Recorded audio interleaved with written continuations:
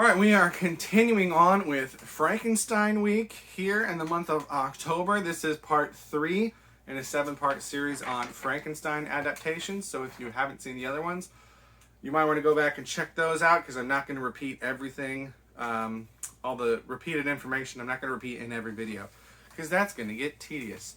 But today we're talking about Mary Shelley's Frankenstein from the year 1994. Now, right off the bat, by far,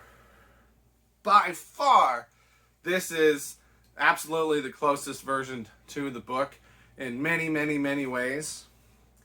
But what's strange about it is that as I was watching it, I'm like, if you're gonna make the effort to be more accurate to the book, there's some things that they changed that I'm just like, well, why would you change that? If you're doing this to be accurate to the book, why are you changing that? So if I really wanted to nitpick little small changes, I absolutely could, but that's not really what I wanted to do. I tried to focus my talking points on things that have something to be said for all the movies, and more minute differences are going to be easier to see in a story that is overall more accurate to the book, so it's kind of unfair to go into specific details on all the different versions. So that's the TLDR of this one, is that if you want a version that's close to the book, this is the closest one you're probably going to see. But let's get into a few specifics. First category, the scientist named Victor. In the movie, he wants to bring back the dead and then create life after that. That is flipped from the book.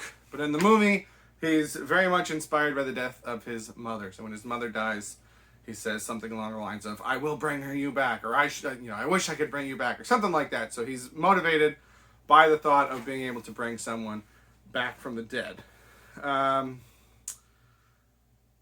He works isolated up by where he's schooling, very similar to the book. Doesn't actually go what I would call mad, just kind of exhausted. We've got similar ways of getting materials for the body. In the book, he regrets the creation immediately upon seeing it. And in the movie, there's a very strange scene where he and the creature are just slipping and slopping and flopping around in this viscous goo that was in the chamber that the creature was brought back in, and when he was trying to get out, it tipped over and spilled everywhere. So I don't know how long it is. It feels very long, and it's hard to tell if they're fighting or if they're just trying to help each other up and they keep slipping and falling. It's probably the most unintentionally hilarious thing of the whole movie. I don't think much of the movie is supposed to be funny, but that scene very much is for all the wrong reasons. But at the end of that scene, the creature gets tangled up in some chains, which then get raised up for some reason. And so he thinks that it's been hanged, and he thinks it's dead, and then he has that "what have I done" moment. And so it's not exactly an immediate reaction, but it's like the first thing that he thinks when he has time to stop and think, because he's not slipping and slopping and flopping around. It's such a weird scene. So it's not, this is one of those things where it's not exact, but it's close enough compared to the other versions that I'm giving it that point. In the movie, later, towards the end, his wife, Elizabeth, is killed, and he brings her back, which is not a thing that happens in the book. That's one of those things that I was like, why would you change that when you've done so many other things accurate to the book? Why throw in this very different thing? So that was a little bit strange. And his ending is pretty much the same. He dies from exhaustion. In the movie, he gets this nice, I guess, ceremony where he's burned. It's almost like what I would call like a Viking funeral. They build a little raft on a little ice patch and set it ablaze and sail off into the unknown. So for the scientist, I'm giving 7.5 out of 10 points to this movie for accuracy to the book. On to the creature. Once again, in the book, the creature appears 16% of the way through the story. In the movie, it's 37%. Earlier than a lot of the other versions, but still quite a bit later than the book. They specify in the movie that he uses a genius brain. Because he's got a professor that has died, so he uses that brain. In the film, the creature is just flesh colored because he's made from flesh. So like that makes sense. The book, they say that it's yellowish, but it's for me, because I don't read a whole lot of old stuff. So I kind of assume that it's mostly flesh covered, just maybe with a yellowish tint. So I feel like that's probably the closest from any of the other versions. You know, why would it be green? That just doesn't make any sense if he's building it from other bodies. Those bodies aren't green. So this one, the color makes a lot more sense. We've got no electrodes. They do specify that he's using electricity to reanimate it, and specifically he's using electric eels. In the book, it's not specified how he reanimates the creature. In both this film and the book, the first motion that Victor sees is the eyes. So that is accurate. And in the film, he does not attack anyone until he decides that he wants revenge. So he goes through a couple different situations and scenarios and realizes that people aren't going to accept him, and he gains resentment towards Victor, and then he starts attacking members of Victor's family, which is pretty similar to how he acts in the book. We've got enhanced strength. We don't see enhanced speed in the film like he has in the book, but he's definitely not slow like he is in the other versions, so it's at least closer, if not accurate. And then in this film, we do have the creature escape for quite a while and spend an extended period of time outside this cabin watching these, poor, I want to call them villagers, but they're not really in a village. I don't think it lasts quite as long in the film as it does in the book, but it's pretty similar. We see that that's kind of where he learns how to read and write and speak. They gloss over it a little bit more in the film than they do in the book, but, it's a long book. So, a lot of parallels there. And then in the film, like in the book, he kills William and he kills Elizabeth. Now in the book, he kills Victor's friend Clerval. In the film, he kills Victor's father. In the book, the father, he kind of dies of natural causes, but like a bunch of other people have been dying, so it could be, or at least I think it could be interpreted that like he's kind of in shock and scared, and so while the creature didn't directly kill him, his death could be attributed to the creature's actions, I think, in the book. So it's not that different that he just kills the father in the film. And then this is the first time in film that we've actually got the ship captain, Captain Robert Walton. We've got that framing device that bookends the beginning and the end of the movie. Victor is telling his story to the ship captain. We do not get the ship captain sending letters to his sister, but I think that wouldn't really add much to the film. So it's, again, pretty close. So for the, I just skipped forward a section. I apologize. I did not intend to do that. We'll get back to the ship captain in a minute. In the film, he does request a wife like he does in the book, but then later on, because Victor brings Elizabeth back, he requests Elizabeth, right? He's like, she's like me. She should be my wife. Let me take her, which Victor does not go along with. And at the end of the film, the creature is alive, but he's on board this ice patch with the burning body of Victor, so it's Seems like he's probably going to die with them, but it's a little bit ambiguous, which is similar to the book. So accuracy to the book, this movie, and the creature category gets 11 out of 18. A lot of similarities. On to the supporting cast. No assistant in either version.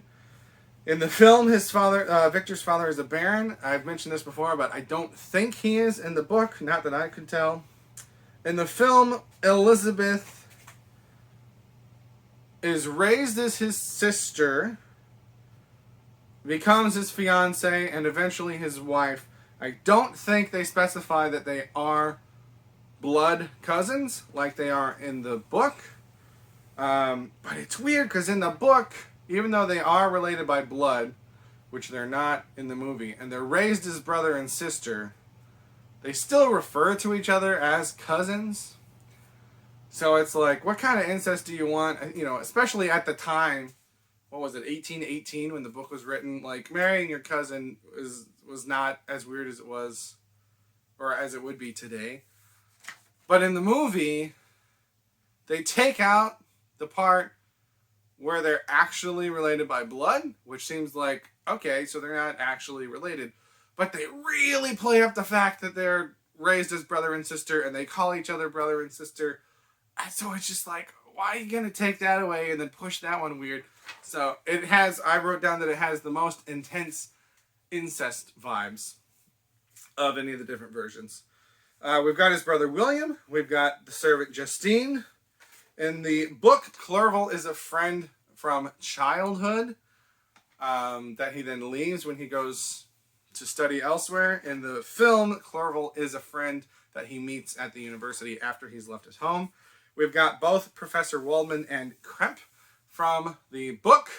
And just like in the book, one of them he does not get along with very well, and one of them he gets along with a lot better. We've got the family in the cottage with the blind man. And we've got William, Justine, and Elizabeth as the victims. With, again, I think I jumped ahead and talked about this part already, so I'm not going to dwell on it that much. Or I guess it's just that topic is in both categories. So either way, I've already talked about it. And then now we get to the ship captain, which I've also already talked about. So supporting cast for this gets an 8.5 out of 11. A lot of similarities, just a couple of differences.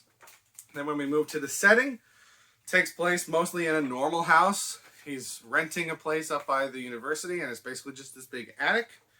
It takes place over multiple years, just like in the book. And the story is told to the captain in the film, just like in the book. Now, while we don't have the captain sending letters to his sister, we do have references throughout the film of, for instance, Victor and Elizabeth sending letters back and forth. So that element is there, just not exactly in the right way. So I'm giving it 3 out of 3 points for the setting. So total out of a possible 42 points for book accuracy, this one gets a 30, which is by far the most we've had so far.